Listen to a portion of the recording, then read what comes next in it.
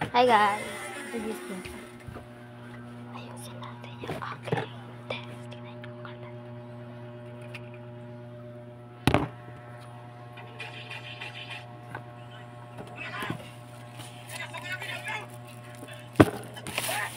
Okay. Isang notebook. Mga color pencils. Lapis, tas ball pen and mga markers. Marami pang naman guys. Here, scissor, panta sa sharpener. And balik na natin guys. Hindi ko nag-aayos kaya huwag kang pala-isip.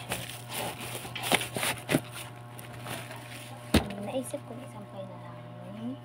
Ang mga manggagawang ito ay gumagawa ng PVC pipes na mahalaga sa mga proyekto sa tubero at konstruksyon.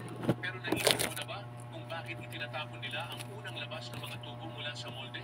Ito ay dahil hindi pa naaabot ng makina. So guys, ito mga binibigay ko to sa mga kapatid ko. Tatanggal ng mga ito kasi siguro nila ito mga lapis na to. Kasi ang mga manggagawang ito ay gumagawa ng PVC pipes na mahalaga sa mga Champion. proyekto sa tubero at konstruksyon. Ay, Pero Champion. naisip mo na ba Champion, Champion 888.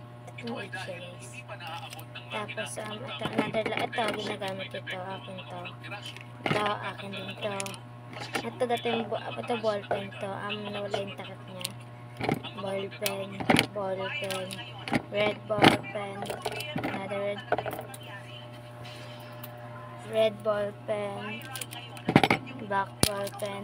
Ito chopstick to natin. Gusto na wala yung mga kurara kasi. And mirror. Ay! Sunglasses pala ang OA kasi. Ito spoon to dati no ginagawa kong braid. Ano ba to? Nalulutang na ako. Ginagawa kong bracelet. Tapos ito, wala lang. Kailan wala. Sa pinto kasi. Tapos ayun lang guys. Wala na itong laman.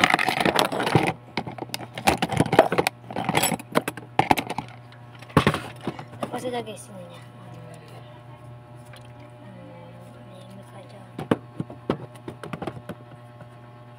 Tapos ito mga markers ko. Markers and stick. Tapos wala na siya ibang laman. Tapos dito tayo. Bye-bye muna guys. Abangan niyo yung part 2.